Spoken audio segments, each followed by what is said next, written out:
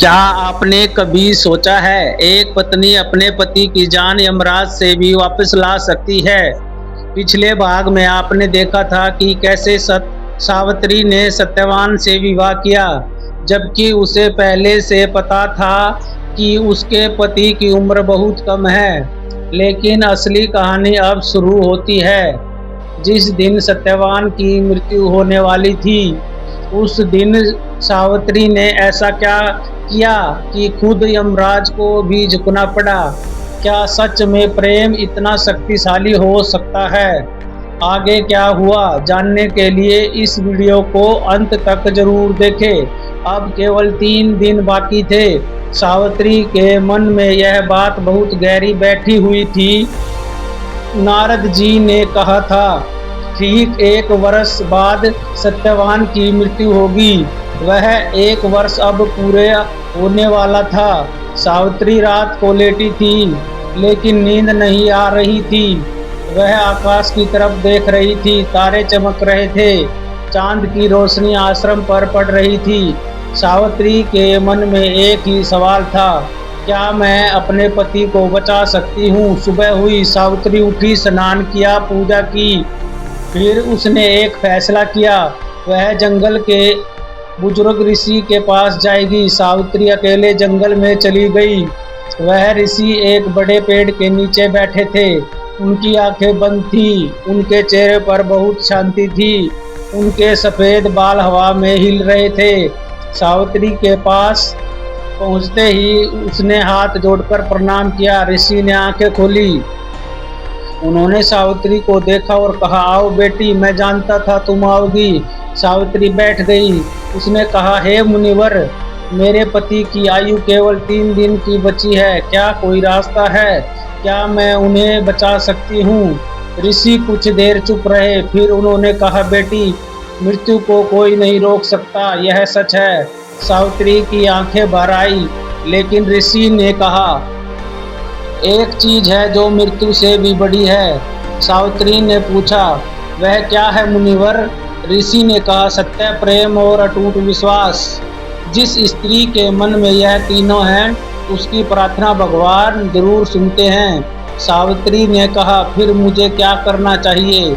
ऋषि ने कहा, 3 दिन का कठोर व्रत करो, केवल जल पियो, एक पल के लिए भी ईश्वर का नाम मत छोड़ो, और सबसे जरूरी बात सुनो। सावित्री ने ध्यान से सुना।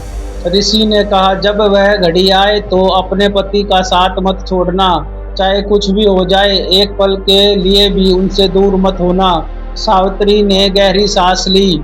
उन्होंने हाथ जोड़कर कहा, प्रणाम मुनिवर, मैं यही करूंगी। और वह वापस आश्रम की तरफ चल दी। पहला दिन, व्रत का पहला दिन। सावित्री ने आश्रम में आकर व्रत शुरू किया। उसने पूरे दिन कुछ नहीं खाया, केवल जल पिया। वह सुबह से शाम तक माला लेकर बैठी रही, ईश्वर का नाम जपती रही। सत्यवान दोपहर में जंगल से वापस आया। उसने देखा कि सावित्री ने खाना नहीं खाया। उसने पूछा, सावित्री, तुमने आज कुछ नहीं खाया? सावित्री ने शांत आवाज में कहा, सत्यवान, मैंने 3 दिन का व्रत रखा है।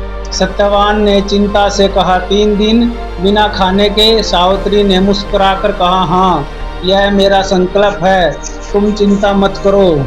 सत्यवान ने कहा, ठीक है, लेकिन बहुत कमजोर मत पड़ जाना। सावित्री ने कहा, ठीक है, नहीं पड़ूंगी। रात को सब सो गए। सत्यवान भी सो गया, लेकिन सावित्री नहीं सोई। वह उठी, आंगन में आई। आकाश में तारे भरे थे। सावित्री ने हाथ जोड़कर ऊपर देखा। उसने मन ही मन कहा, हे भगवान, मैंने आज तक कोई बुरा काम नहीं किया। मैंने हमेशा सत्य का पालन किया, हमेशा धर्म का साथ दिया। अगर मेरे इस पुण्य का कोई फल है तो वह मेरे पति को दे दो। उसकी आंखों से आंसू बह निकले। वह कुछ देर रोती रही। फिर उसने आंसू पोंछे और वापस ईश्वर का नाम जपने लगी। दूसरा दिन व्रत का। सुबह हुई, सावित्री ने फिर स्नान किया, फिर पूजा की, फिर व्रत जारी रखा। आज वह और ज्यादा थकी हुई थी। 2 दिन से कुछ नहीं खाया था, लेकिन उसके मन में एक अजीब सी ताकत थी। उसकी सास ने उसे देखा। उन्होंने कहा, बेटी तुम बहुत थकी लग रही हो। सावित्री ने कहा, माँ मैं ठीक हूँ। सास ने कहा, कुछ खा लो बेटी। सावित्री ने कहा, माँ व्रत है, कल खा लूंगी। सास ने उसके सिर पर हाथ रखा और कहा, भगवान तुम्हारी सुने बेटी। सावित्री की आंखें भर आई। शाम को सत्यवान वापस आया। वह जंगल से कुछ फूल लेकर आया था। उसने वे फूल सावित्री को दिए।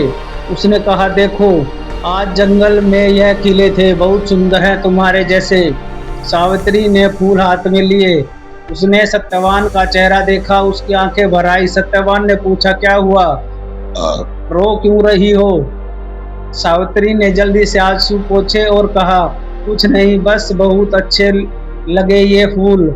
सत्यवान हंस दिया। सावित्री भी मुस्कुरा दी, लेकिन अंदर से वह जानती थी यह आखिरी शाम हो सकती है। रात को फिर सावित्री नहीं सोई। उसने रात भर ईश्वर का नाम लिया। उसने मन ही मन कहा, हे भगवान, कल का दिन मेरे लिए बहुत कठिन है, मुझे शक्ति देना। मेरे पैर ना कांपे, मेरा मन ना डरे। सुबह होने से पहले उसने एक और प्रार्थना की। उसने कहा, हे ईश्वर, जो भी कल हो, मैं अकेले नहीं हूँ, तुम मेरे साथ हो। तीसरा दिन, वह भयंकर दिन। सुबह हुई। यह वह दिन था। सावित्री बहुत जल्दी उठी। उसने ठंडे पानी से स्नान किया। उसने ईश्वर की पूजा की। उसने अपनी सास के पैर छुए, अपने ससुर के पैर छुए। राजा धुमतसेन ने आशीर्वाद दिया। सावित्री की सास ने कहा, जीती रहो बेटी। सावित्री ने हाथ जोड़कर कहा, माँ आप दोनों आशीर्वाद बना रहे। सत्यवान उठा। उसने कुल्हाड़ी उठाई। वह जंगल जाने के लिए तैयार था। सावित्री ने कहा, सत्यवान आज मैं भी तुम्हारे साथ चलूंगी। सत्यवान ने उसे देखा। उसने कहा, आज? लेकिन तुम 3 दिन से उपवास में हो, बहुत कमजोर हो। सावित्री ने दृढ़ आवाज में कहा, नहीं सत्यवान, मैं ठीक हूँ, आज मुझे तुम्हारे साथ जाना है, मुझे जंगल देखना है। सत्यवान ने उसका चेहरा देखा। उसने कहा, ठीक है चलो। दोनों साथ जंगल की तरफ चल दिए। सावित्री सत्यवान के बराबर बराबर चल रही थी। एक पल के लिए भी वह उससे दूर नहीं हुई। जंगल बहुत सुंदर था। पेड़ों की छाया थी, हवा चल रही थी, पक्षी गा रहे थे, नदी का पानी बह रहा था। सत्यवान ने कहा, देखो सावित्री, कितना सुंदर है यह जंगल। सावित्री ने कहा, हाँ सत्यवान, बहुत सुंदर है। लेकिन उसकी नज़र सत्यवान पर थी। वह उसे देख रही थी, उसका चेहरा देख रही थी, उसकी आंखें देख रही थी, उसकी चाल देख रही थी। बस वह इस पल को अपने मन में बसा लेना चाहती थी। एक जगह पहुंचकर सत्यवान रुका। उसने कहा, यहाँ लकड़ियाँ काटूंगा। उसने कुल्हाड़ी उठाई और काम शुरू किया। सावित्री पास में एक पत्थर पर बैठ गई। वह ईश्वर का नाम जपने लगी। आंखें खुली थी लेकिन मन अंदर था। कुछ देर बाद सत्यवान की कुल्हाड़ी रुक गई। सत्यवान ने कहा, सावित्री। उसकी आवाज में कुछ अलग था। सावित्री ने तुरंत उसकी तरफ देखा। सत्यवान का चेहरा पीला पड़ गया था। उसने कहा, सावित्री, मेरे सिर में बहुत दर्द हो रहा है, बहुत तेज दर्द। सावित्री का दिल धड़का, लेकिन उसने चेहरे पर कुछ नहीं आने दिया। उसने शांत आवाज में कहा, आओ सत्यवान, यहाँ आओ, मेरी गोद में सिर रखो। सत्यवान धीरे धीरे चलकर आया। उसने सावित्री की गोद में सिर रख दिया। सावित्री ने उसके माथे पर हाथ रखा। उसका माथा गर्म था। सत्यवान ने कहा, बहुत नींद आ रही है। उसकी आवाज़ धीमी हो रही थी। सावित्री ने कहा, सो जाओ, मैं यहाँ हूँ तुम्हारे पास। सत्यवान की आंखें धीरे धीरे बंद हो गई। उसके हाथ ढीले पड़ गए। उसका शरीर निश्चल हो गया। और तभी सावित्री ने देखा, दूर से एक आकृति आ रही थी। वह बहुत बड़ी थी। उसका रंग गहरा था। उसके वस्त्र काले थे। उसके हाथ में एक रस्सी थी। उसकी आंखें लाल थी। वे यमराज थे, मृत्यु के देवता, साक्षात यमराज। सावित्री का पूरा शरीर कांप उठा, लेकिन वह उठी नहीं। वह वहीं बैठी रही। उसने सत्यवान का माथा थामे रखा। उसके मन ही मन कहा, हे ईश्वर, मैं यहाँ हूँ, तुम भी यहाँ हो। यमराज पास आए। उन्होंने सत्यवान को देखा। उन्होंने अपनी रस्सी से सत्यवान की आत्मा को खींचा। सावित्री ने देखा, वह एक छोटी सी दिव्य ज्योति अंगूठे के बराबर सत्यवान के शरीर से धीरे धीरे बाहर निकल रही थी। वह ज्योत सत्यवान की आत्मा थी। सत्यवान का शरीर अब एकदम निश्चल था। यमराज उस आत्मा को लेकर दक्षिण दिशा की तरफ जाने लगे और तभी सावित्री उठी। वह यमराज के पीछे चल दी। यमराज ने कुछ दूर जाकर पलटकर देखा, उसके पीछे एक स्त्री चली आ रही थी। उन्होंने रुककर पूछा, है स्त्री, तुम कौन हो और मेरे पीछे क्यों आ रही हो? सावित्री ने हाथ जोड़कर कहा, हे यमदेव, मैं सावित्री हूँ, सत्यवान की पत्नी। जहाँ मेरे पति जाएंगे मैं भी वहीं जाऊंगी। यमराज ने कहा, यह नहीं हो सकता। मृत्यु के मार्ग पर केवल मृत आत्माएं चलती हैं। तुम जीवित हो, तुम वापस जाओ। सावित्री ने कहा, हे देव, पत्नी का धर्म है वह पति के साथ रहे। जहाँ पति जाए पत्नी भी जाए, यही हमारे शास्त्रों ने कहा है। यमराज एक पल के लिए रुके। इस स्त्री की बात में सत्य था। यमराज धर्म के देवता थे और धर्म की बात उन्हें माननी पड़ती थी। उन्होंने कहा, तुम बहुत समझदार हो, बहुत धर्मपरायण हो। मैं तुम्हें एक वरदान देता हूँ, मांगो। लेकिन सत्यवान की आत्मा को छोड़कर जो मांगना चाहती हो मांगो।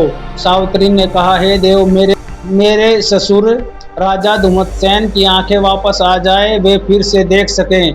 यमराज ने कहा, तथास्तु, यह वरदान दिया।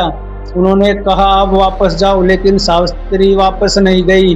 वह फिर यमराज के पीछे चलने लगी। यमराज ने फिर पलट कर देखा। उन्होंने कहा, तुम अभी तक क्यों आ रही हो? सावित्री ने हाथ जोड़कर कहा, हे देव, मैं आपके साथ चलने में पुण्य मिलता है। आप महान हैं, धर्म के देवता हैं, आपसे बात करने में ज्ञान मिलता है। ऐसे महापुरुषों का साथ छोड़ना उचित नहीं। यमराज को सावित्री की बात से बहुत प्रसन्नता हुई। उन्होंने कहा, तुम बुद्धिमान हो, एक और वरदान मांगो, लेकिन सत्यवान की आत्मा को नहीं। सावित्री ने कहा, ठीक, हे देव, मेरे ससुर का राज्य उनसे छीन गया था, उनका राज्य वापस मिल जाए, वे फिर से राजा बने। यमराज ने कहा, तथास्तु। उन्होंने कहा, अब अवश्य वापस जाओ। लेकिन सावित्री फिर भी पीछे चलती रही। यमराज ने तीसरी बार पलट कर देखा। उनके मन में आश्चर्य था। उन्होंने कहा, तुम नहीं थकती, इतनी जिद क्यों है? सावित्री ने कहा, हे देव, थकान उन्हें होती है जो गलत रास्ते पर चलते हैं। मैं अपने धर्म के रास्ते पर चल रही हूँ, इसमें थकान कैसी? यमराज ने मन ही मन सोचा, यह स्त्री साधारण नहीं है। उन्होंने कहा, एक और वरदान मांगो। सावित्री ने कहा, हे देव, मेरे पिता राजा अशोकपति के कोई पुत्र नहीं हैं, उन्हें 100 पुत्र मिले। यमराज ने कहा, तथास्तु। उन्होंने कहा, अब वापस जाओ बेटी। लेकिन सावित्री ने एक कदम नहीं रुके, वह चलती रही। यमराज ने चौथी बार पलटकर देखा। उन्होंने कहा, तुम अभी भी? सावित्री ने कहा, हे देव, आपने मेरे पिता को 100 पुत्र का वरदान दिया, वे मेरे भाई होंगे, उनसे मिलने जाने के लिए 100। सावित्री ने कहा, हे देव, आपने मेरे पिता को 100 पुत्र का वरदान दिया, वे मेरे भाई होंगे, उनसे मिलने जाने के लिए भी मुझे जीवित रहना होगा और बच्चों को जन्म देना का भी मेरा धर्म है। लेकिन बिना पति के यह सब कैसे होगा? जंगल में एकदम शांति छा गई।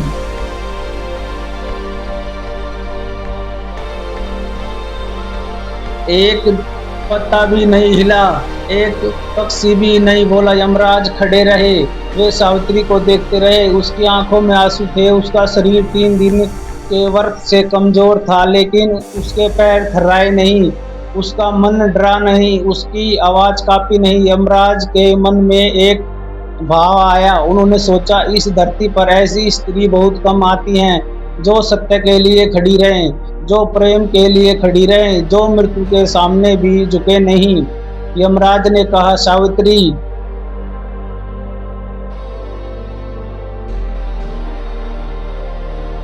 यमराज ने कहा, सावित्री। उनकी आवाज में पहली बार नरमी थी। उन्होंने कहा, तुमने जो किया वह अद्भुत है, तुम्हारा सत्य सच्चा है, तुम्हारा प्रेम सच्चा है, तुम्हारा धर्म अटूट है। और फिर उन्होंने वह रस्सी ढीली कर दी, वह रस्सी जिससे सत्यवान की आत्मा बंधी थी। उन्होंने कहा, जाओ सावित्री, तुम्हारे पति को जीवन मिला। सावित्री दौड़ी, वह उस जगह आई जहां सत्यवान का शरीर पड़ा था। उसने देखा सत्यवान का सीना उठ रहा था, गिर रहा था, उठ रहा था, सांस वापस आ रही थी। उसके हाथ हिले, उंगलियां हिली और फिर धीरे धीरे आंखें खोली। सत्यवान ने आंखें खोली, सामने सावित्री थी। उसकी आंखों में आंसू थे, उसका चेहरा थका हुआ था, लेकिन उसकी आंखों में एक रोशनी थी जो सत्यवान ने पहले कभी नहीं देखी थी। सत्यवान ने कहा, सावित्री, मैं कहा था, मुझे क्या हुआ था? सावित्री ने उसका हाथ थाम लिया, कसकर थाम लिया। उसने कहा, सत्यवान, तुम ठीक हो, बस इतना काफी है। सत्यवान उठकर बैठ गया। उसने सावित्री का चेहरा देखा। उसे लगा जैसे वह बहुत लंबी नींद से जागा हो। उसने कहा, बहुत अजीब सपना था, ऐसा लगा जैसे कोई बहुत दूर ले जा रहा था। सावित्री ने कहा, अब सब ठीक है। सत्यवान उठा, उसने सावित्री का हाथ थामा, दोनों आश्रम की तरफ चल दिए। जंगल में अब सब वापस हो गया था। पक्षी फिर से गाने लगे थे, हवा फिर से चलने लगी थी, पत्तियां फिर से हिलने लगी थी। सावित्री ने एक बार पलटकर उस दिशा में देखा जहां यमराज गए थे। उसके मन ही मन कहा, धन्यवाद। आश्रम पहुंचते ही एक अद्भुत दृश्य था। राजा धुमतसेन आंगन में खड़े थे। वे अपने हाथों को देख रहे थे, पेड़ों को देख रहे थे, आकाश को देख रहे थे। उनकी आंखें खुल गई थी, वे देख सकते थे, उनकी आंखों में आंसू थे। उन्होंने सत्यवान को देखा। उन्होंने कहा, बेटा। सत्यवान दौड़कर उनके पास गया, उनके पैर छुए। राजा धुमतसेन ने सत्यवान को गले लगाया, वे रो पड़े। फिर उन्होंने सावित्री की तरफ देखा। सावित्री आंगन में खड़ी थी।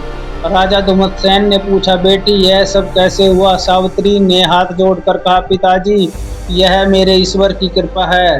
राजा धुमतसेन ने कहा, नहीं बेटी, यह तुम्हारे सत्य की शक्ति है, तुम्हारे प्रेम की शक्ति है। यह जंगल धन्य है जो तुम्हारे जैसी बहू पाई। सावित्री की आंखें भर आई।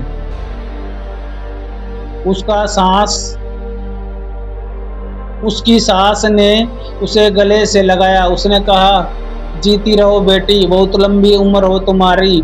उस रात आश्रम में एक अलग ही शांति थी। हवन की अग्नि जल रही थी, दीपक जल रहे थे, सब एक साथ बैठे थे, सत्यवान और सावित्री, राजा धुमतसेन और उसकी पत्नी। सत्यवान ने रात को सावित्री से पूछा, सावित्री, आज तुम्हारा चेहरा अलग लग रहा है।